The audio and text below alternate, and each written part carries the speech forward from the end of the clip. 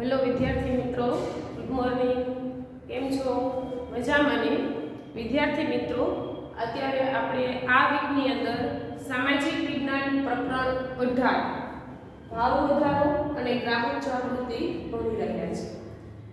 છેલ્લા બે વિડિયોની અંદર આપણે ભાવ વધારાના જવાબદાર કારણો ઉપરાંત ભાવ વૃદ્ધિની સામાજિક આર્થિક અસરો અને ભાવ વૃદ્ધિ ઉપર નિયંત્રણ મૂકવા માટેના ઉપાયો, કાલના વિડિયોની અંદર આપણે ભાવ વધારા ઉપર નિયંત્રણ મૂકવા માટે સરકાર કયા ઉપાયો હાથ ધરી રહી છે કે કયા પગલાઓ ભર્યા છે તેની વાત કરીએ। આજે આપણે પ્રકરણ 18 નો ભાગ 8 ભણવાના છે। આપણા પ્રકરણ 18 ના બે પાર્ટ છે, જેમાંનો એક પાર્ટ ભાવ વૃદ્ધિ છે તો બીજો પાર્ટ ગ્રાહક જાગૃતિ છે। એમાં પાર્ટ પહેલો ભાવ વધારો એક સમસ્યાત્મક છે। ભાવ વધારાની સમસ્યાને નોતરનાર કારણો કયા, ભાવ વૃદ્ધિથી કેવી પ્રકારની સમસ્યાઓ સામાજિક અને આર્થિક ક્ષેત્રે કેવી સમસ્યાઓ સર્જાય છે અને એ સમસ્યાઓને દૂર કરવા માટે શું કરવું જોઈએ, આટલા મુદ્દા આપણે ભણી ચૂક્યા। આજે આપણે જે ભણવાના છીએ તે આપણા પ્રકરણ 18 નો બીજો પાર્ટ ભણવાના છીએ, ગ્રાહક જાગૃતિ। ગ્રાહક જાગૃતિ એટલે શું? અહીંયા આપણે વારંવાર એવું ટેલિવિઝનની અંદર એડવર્ટાઇઝ ભણતા હશો કે જોતા હશો કે જાગો ગ્રાહક જાગો। આવું ટીવી ઉપર, ન્યૂઝપેપરની અંદર કે અન્ય કોઈ સંદેશા વ્યવહારના માધ્યમો મારફતે આપણે વારંવાર સાંભળીએ છીએ જાગો ગ્રાહક જાગો।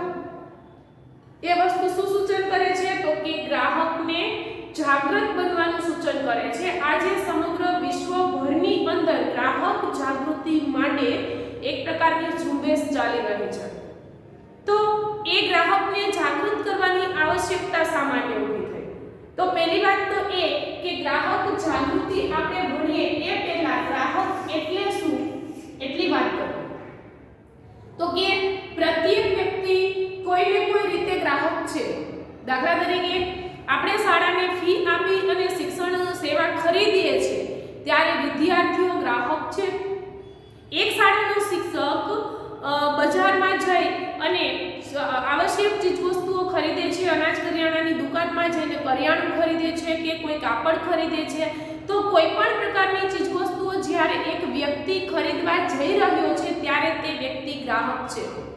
તો આ પહેલા જ પાઠની શરૂઆતમાં મેં તમને કહેલું કે પ્રત્યેક વ્યક્તિનો અહીં ડબલ રોલ હોય છે। ડબલ રોલ કેવી પ્રકારે? તો કે પ્રત્યેક વ્યક્તિ છે તે બે પ્રકારનો રોલ અદા કરતા હોય છે। એક બાજુ તે ઉત્પાદક હોય છે તો બીજી બાજુ તે ગ્રાહક પણ હોય છે।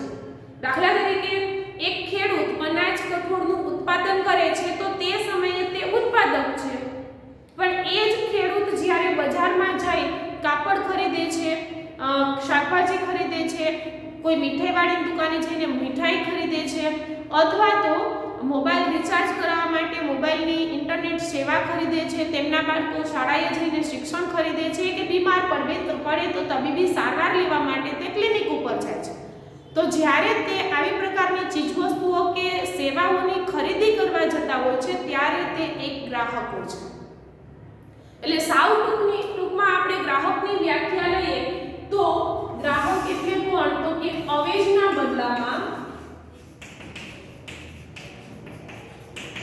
સેવા કે ચીજવસ્તુ ખરીદનાર વ્યક્તિ।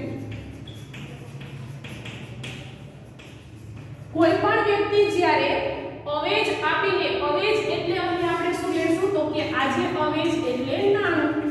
એક સમયે તો કે વસ્તુના બદલામાં વસ્તુ મળતી હતી તો ત્યારે નાણાં ચલણ પ્રથા નથી, પણ આજે અવેજ એટલે તો કે નાણું। રૂપિયા ચૂકવીને ચીજવસ્તુ કે સેવા ખરીદનાર પ્રત્યેક વ્યક્તિ ગ્રાહક છે। હવે એ દરેક વ્યક્તિ ગ્રાહક છે તો તે ગ્રાહકને અહીં જાગૃત થવાની વાત કરવામાં આવે છે તો તે છે ગ્રાહક જાગૃતિ। જ્યારે ગ્રાહક છેતરાયા વિના એક જવાબદારીપૂર્વક અને સંતોષકારક ખરીદી કરી શકે એ માટેની એક યોજના ઘડવી, એ માટે ગ્રાહક વિશે તેમની સુરક્ષા વિશે વિચારવું એટલે ગ્રાહક જાગૃતિ ઓળખાવી શકીએ. હવે ગ્રાહક કોણ છે તો આપણને ખ્યાલ આવી ગયો કે અવેજના બદલામાં ચીજવસ્તુ કે સેવા ખરીદનાર પ્રત્યેક વ્યક્તિ ગ્રાહક છે. હવે આ ગ્રાહક ખરીદી કરવા જાય તો એને જેટલા નાણાં ચૂકવ્યા છે એના બદલામાં એને એટલું વળતર, વજન કે એવી ગુણવત્તાની ચીજવસ્તુ મળ્યાનો એક અહેસાસ વ્યક્ત કરે કે સંતોષ વ્યક્ત કરે એ માટેની એક યોજના ઘડી કાઢવી, એ માટે ગ્રાહકોની સુરક્ષા બાબતે વિચારવું, તો એને ગ્રાહક ઝુંબેશ, ગ્રાહક જાગૃતિ કે ગ્રાહક સુરક્ષા ઝુંબેશ તરીકે ઓળખવામાં આવે છે. તો આજે ગ્રાહક જાગૃતિની આવશ્યકતા કેમ ઊભી થઈ? ગ્રાહક જાગૃતિ શા માટે જરૂરી છે? આની જરૂર શું? તો કે ગ્રાહક જાગૃતિની જરૂરિયાત એટલા માટે ઊભી થઈ કે આજે તો કે સમગ્ર વિશ્વભરની અંદર એક જ ઉપયોગમાં આવતી અનેક બ્રાન્ડની ચીજવસ્તુઓ તૈયાર થાય છે. ફોર એક્ઝામ્પલ, આપણે સવારે વહેલા ઉઠી અને દાંત સાફ કરવા હોય તો સૌથી પહેલા શું ઉપયોગમાં લઈએ છીએ? તો કે ટૂથપેસ્ટ. હવે એ ટૂથપેસ્ટ કોઈ પણ કંપનીની હોય, કોલગેટની હોય, ક્લોઝઅપની હોય, પેપ્સોડન્ટની હોય કે પતંજલિ હોય કે સેન્સોડાઇન હોય, પ્રત્યેક ટૂથપેસ્ટનું કામ માત્ર શું છે? તો કે દાંતને સાફ કરવા. ઉપયોગિતા એક જ છે, પણ એ ટૂથપેસ્ટની ઉત્પાદન કરતી કંપનીઓ અનેક છે. હવે અલગ અલગ કંપનીની ટૂથપેસ્ટ, અલગ અલગ ટેસ્ટ, અલગ અલગ ગુણવત્તાની હશે. પ્રત્યેક કંપનીની ટૂથપેસ્ટ એક જ ગુણવત્તાની હશે નહીં. એની અંદર વપરાયેલું મટીરીયલ અમુક અંશે દરેકમાં થોડું થોડું જુદું હશે. તો જ્યારે ગ્રાહક બજારમાં ખરીદી કરવા જાય છે ત્યારે મેં તમને માત્ર અહીં ટૂથપેસ્ટનું એક્ઝામ્પલ આપ્યું. આવી તો અનેક એવી ચીજવસ્તુ હશે કે જેનો વપરાશ એક જ છે પરંતુ ઉત્પાદક અનેક છે. જ્યારે બજારની અંદર આ મલ્ટીપ્લેક્સ બજારમાં આપણે જઈએ છીએ ત્યારે તે બજારમાં સમાન ઉપયોગિતાવાળી અને અલગ અલગ લક્ષણ ધરાવતી અનેક વૈવિધ્યસભર ચીજવસ્તુઓ જોવા મળે છે. ત્યારે આવા વૈવિધ્યતાવાળા બજારની અંદર ગ્રાહકે શું ખરીદવું, શું ન ખરીદવું એવી પ્રકારનું એક કન્ફ્યુઝન વ્યક્ત કરતો હોય છે. ત્યારે ઘણી વખત ગ્રાહક છે તે પસંદગી કરવામાં ભૂલ કરી બેસે છે.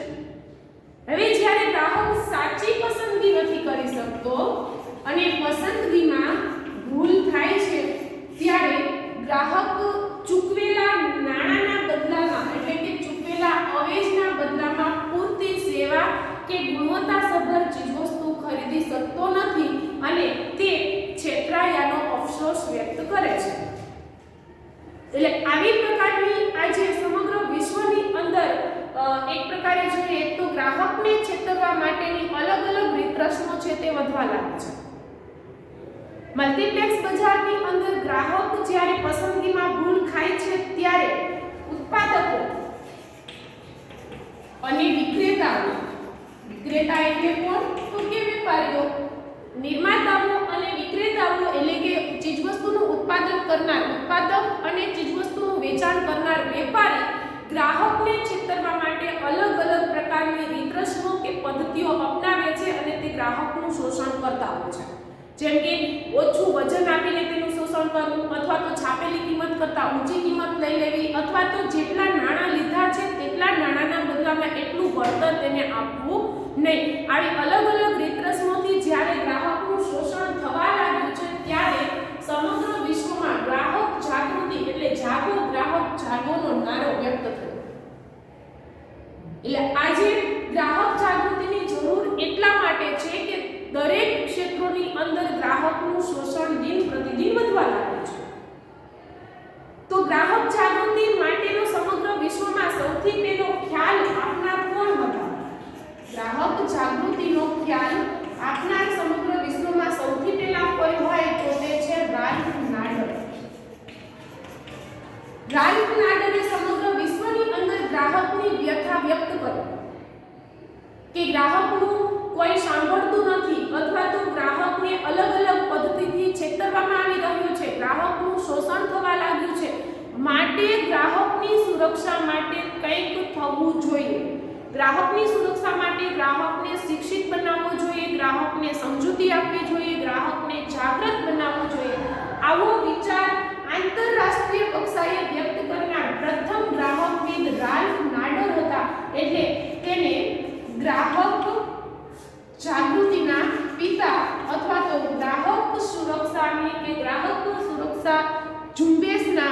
જનક કે જન્મદાતા તરીકે ઓળખવામાં આવે છે.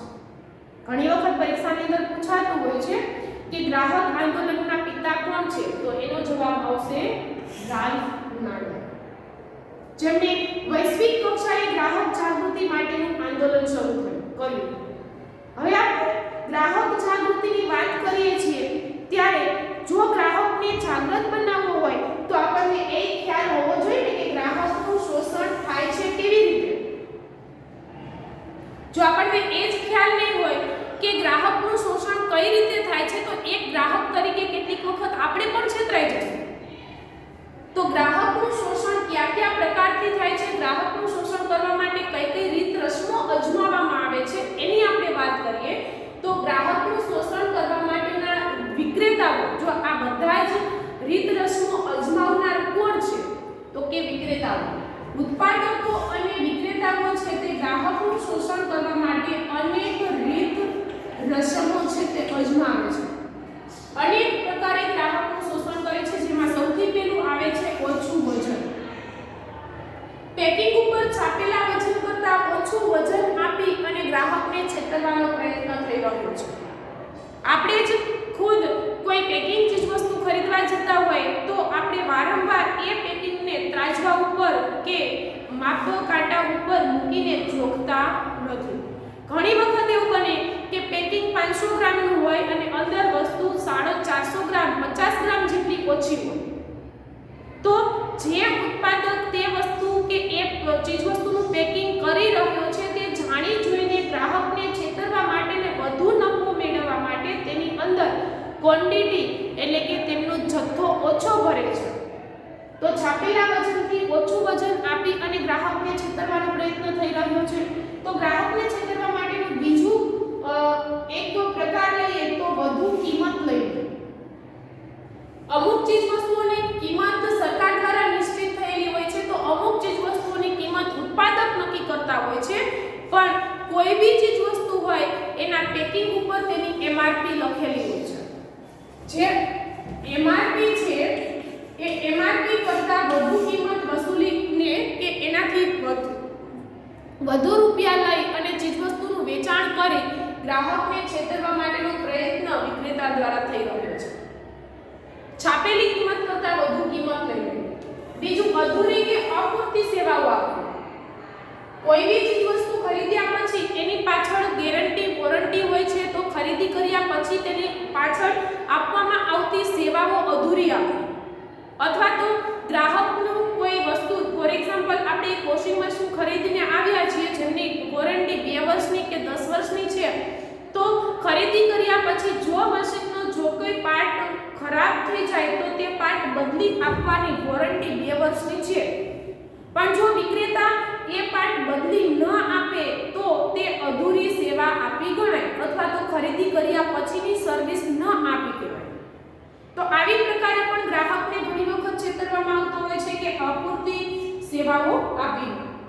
કેટલીક વખત ગ્રાહકની છેતરામણી એવી રીતે થતી હોય છે કે જે ચીજવસ્તુનું વેચાણ થઈ રહ્યું છે તેમાં ભેળસેળ કરવી. ઘણી વખત અમુક ચીજવસ્તુનો પુરવઠો બજારમાં ઓછો હોય તો એ પુરવઠાની અંદર હલકી ગુણવત્તાની કે ડુપ્લિકેટ વસ્તુ ભેળવી અને ગ્રાહકને આપી દેવું કે ભેળસેળ કરી ગ્રાહકના આરોગ્ય સામે જોખમ ઊભું થાય એવી પ્રકારના પ્રયત્નો કરવા.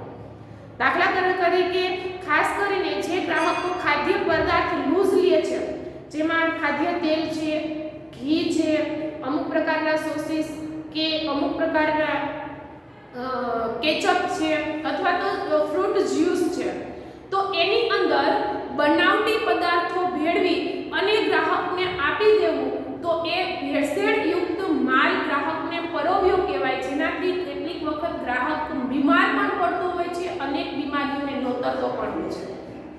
એવી જ રીતે કોઈ બ્રાન્ડની ચીજવસ્તુ બ્રાન્ડ નેમ સાથે વેચી દેવી પણ વાસ્તવમાં જે તે બ્રાન્ડે બનાવેલી હોતી નથી. આવી નકલી, ડુપ્લિકેટ કે ભેળસેળયુક્ત ચીજવસ્તુ આપી અને ગ્રાહકના જીવ સામે જોખમ ઊભું કરવા સુધીની એક પ્રકારની રીતરસમ છે તે વિક્રેતા ગ્રાહકને છેતરવા માટે આચરી રહ્યો છે. કેટલીક વખત નિર્ધારિત શરતો મુજબ વસ્તુ ન આપવી અને એના વિરુદ્ધનું વર્તન કરવું. ખાસ કરીને આવું ક્યાં થાય છે તો કે બાંધકામના ક્ષેત્રે. બાંધકામ ક્ષેત્રે આપણે કોઈ મકાન ખરીદ્યું છે, ફ્લેટ ખરીદ્યો છે કે દુકાન ખરીદી છે, તો જે સમયે આપણે મકાન બુક કરાવીએ છીએ તે સમયે તે બિલ્ડર હજુ એ મકાન અથવા તો એપાર્ટમેન્ટ બનાવતો હોય છે. તો ત્યારે કેટલીક શરતો નક્કી થાય કે જ્યારે તમને મકાનનો કબજો આપવામાં આવશે ત્યારે તેના બારીબારણા કરી આપવામાં આવશે, જે તે કંપનીનું નામ આપીને કહેતા હોય કે આ કંપનીનો કાચ નાખી દેવામાં આવશે કે આટલા પથ્થર નાખી દેવામાં આવશે, સેનેટરી ફિટ કરી આપવામાં આવશે. આવી કેટલીક શરતો નક્કી થઈ હોય, પણ જે સમયે તે આપણને મકાન કે ફ્લેટનો કબજો આપે છે તે સમયે જે શરતો નક્કી થઈ હતી તે શરતો મુજબનું બાંધકામ ન આપી અને ગ્રાહકને છેતરવાનો પ્રયત્ન બિલ્ડરો કરતા હોય છે બાંધકામ ક્ષેત્રે. એવી જ રીતે ખામીયુક્ત સેવાઓ આપી અને પણ ગ્રાહકને છેતરવામાં આવતા હોય છે. જેમ કે શૈક્ષણિક સંસ્થાઓની અંદર વિદ્યાર્થીઓને અપૂરતું કે ઓછું શિક્ષણ આપવું, અથવા તો દાક્તરી સેવા, ગ્રાહક કોઈ દર્દી બીમાર પડ્યો છે અને કોઈ હોસ્પિટલની અંદર તેને એડમિટ કરવામાં આવ્યો છે તો પૂરતી ફી ભરવા છતાં પણ તેમને પૂરતી દાક્તરી સારવાર આપવામાં આવતી નથી, તો એને ખામીયુક્ત સેવા કહેવાય. આવી ખામીયુક્ત સેવા આપી અને ગ્રાહકને છેતરવા માટેનો પ્રયત્ન આજે બજારમાં થઈ રહ્યો છે. એ ઉપરાંત ગ્રાહકને છેતરવા માટે તો કેટલીક વખત ગ્રાહકને અધૂરી કે અપૂરતી માહિતી આપીને પણ છેતરતા હોય છે. જેમ કે કોઈ ઇલેક્ટ્રોનિક વસ્તુ ખરીદવા જઈએ તો એ ઇલેક્ટ્રોનિક વસ્તુનો ઉપયોગ કઈ રીતે કરવો, ક્યાંક એનો સરખો ઉપયોગ કરવામાં આવે તો તેનું આયુષ્ય વધી જતું હોય, અથવા તો જે તે ચીજવસ્તુનો ઉપયોગ કર્યા પછી એ ચીજવસ્તુને કેટલા સમયે તેમને ગેરંટી વોરંટી મળે છે તે સર્વિસ બાબતે પૂરતી વિક્રેતાઓ દ્વારા ચોખવટ કરવામાં નથી આવતી. દાખલા તરીકે મેં કોઈ એક ઇલેક્ટ્રોનિક દુકાનમાંથી ઓવન ખરીદ્યું તો એ વિક્રેતા મને માહિતી નથી આપતો કે આ ઓવનની અંદર કેવી પ્રકારનો ખોરાક મૂકીએ તો કેટલું ટેમ્પરેચર રાખવું, મિનિમમ કેટલું ટેમ્પરેચર રાખવું, મેક્સિમમ કેટલું ટેમ્પરેચર રાખવું, અથવા તો એ ઓવનનો ઉપયોગ કઈ રીતે કરવો. આની પૂરતી માહિતી મને વિક્રેતા પાસેથી નથી મળી તો કેટલીક વખત હું એ ઓવનનો ઉપયોગ કરીશ તો તે ઓવનની ટેકનિકલ સિસ્ટમનો વિરુદ્ધ ઉપયોગ થશે. હવે એની ટેકનિકલ સિસ્ટમથી વિરુદ્ધમાં ઓવનનો ઉપયોગ થશે તો તે ઓવન લાંબા સમય સુધી ટકશે નહીં, તેનું આયુષ્ય ઓછું થઈ જશે. અને પછી આપણે તેને સર્વિસ માટે બોલાવીએ તો તે ગ્રાહકને એવું કહીને વિક્રેતા ટાળી દેતા હોય છે કે એ તો તમે તેનો રફ યુઝ કર્યો છે માટે આવું થાય, એનાથી કોઈ જ તમને સર્વિસ મળશે નહીં, આવું કહી અને ગ્રાહકને છેતરી દેતા હોય છે. એટલે જ્યારે ગ્રાહક ખરીદી માટે જાય છે ત્યારે ગ્રાહકને જેટલી માહિતી મળવી જોઈએ તેટલી માહિતી ઉત્પાદક કે વિક્રેતા આપતા નથી અને એ રીતે ગ્રાહકને છેતરતા હોય છે. તો એ સમયે ગ્રાહકે ઘણી મોટી આર્થિક નુકસાની પણ ભોગવવી પડતી હોય છે. એટલું જ નહીં, ગ્રાહકને છેતરવા માટે કે આ જે અલગ અલગ રીત રસમો અજમાવવામાં આવે છે તે ગ્રાહકના શોષણ અને છેતરણી માટેની એક પ્રકારની પદ્ધતિઓ છે. પણ કેટલીક વખત ગ્રાહકને ગ્રાહક સાથે કોઈ વિક્રેતા અપમાનભર્યું વર્તન કરે તો પણ તે છેતરામણ છે. ફોર એક્ઝામ્પલ, કોઈ દુકાનની અંદર આપણે કાપડ ખરીદવા માટે ગયા પણ એ કાપડના શોરૂમની અંદર આપણને તે કાપડ ગમ્યું નહીં એટલે આપણે લીધા વિના પાછા નીકળી ગયા. પણ જ્યારે નીકળીએ છીએ ત્યારે દુકાનદાર એવું કહે આપણને કે શું હાઈલા આવો છો, લેવું ન હોય તો ખોટા જોવા માટે હાઈલા આવો છો, તો એ આપણું અપમાન કર્યું કહેવાય. તો જ્યારે વિક્રેતા ગ્રાહકનું આવું અપમાન કરે છે ત્યારે પણ ગ્રાહકનું શોષણ થયું છે, ગ્રાહકને છેતરવાનો પ્રયત્ન થયો છે તેવું સાબિત થાય છે. તો ગ્રાહક સાથે અપમાનભર્યું વર્તન કરવું, ગ્રાહકની માનહાનિ કરવી અથવા તો ગ્રાહકને જેમ આવે એમ બોલવું તે પણ ગ્રાહકનું શોષણ જ છે. તો એના સામે પણ ગ્રાહક લડી શકે છે. તો આવી અનેક રીત રસમોથી આપણે જોયું કે ઓછું વજન આપીને વધુ કિંમત લઈ લઈને કે અપૂરતી સેવાઓ આપવી અથવા તો ભેળસેળયુક્ત કે ડુપ્લિકેટ ચીજવસ્તુઓ આપવી, ખામીયુક્ત સેવા આપવી, ગ્રાહકને છેતરવા માટે અપમાનજનક વચનો બોલવા અથવા તો અધૂરી માહિતી આપી અને ગ્રાહકના જીવ સામે જોખમ ઊભું કરવા સુધીના પ્રયત્નો દુકાનદાર, ઉત્પાદક કે વેપારીઓ ગ્રાહક સાથે કરી રહ્યા છે. અને આટલી પદ્ધતિથી ગ્રાહકનું શોષણ થઈ રહ્યું છે.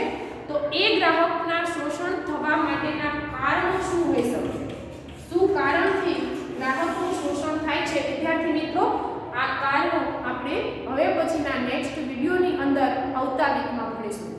આજે આપણે ગ્રાહક શોષણના પ્રકારો, ગ્રાહક જાગૃતિ શા માટે જરૂરી છે અને ગ્રાહક જાગૃતિના જનક રાલ્ફ નાડરની વૈશ્વિક કક્ષાએ શું ભૂમિકા છે તેની વાત કરી અને ગ્રાહકનું શોષણ થવા પાછળ જવાબદાર કારણોની વાત નેક્સ્ટ વીકની અંદર આવતા વિડીયોની અંદર કરીશું. ત્યાં સુધી આવજો. જય હિન્દ, જય ભારત અને બેસ્ટ રીડિંગ.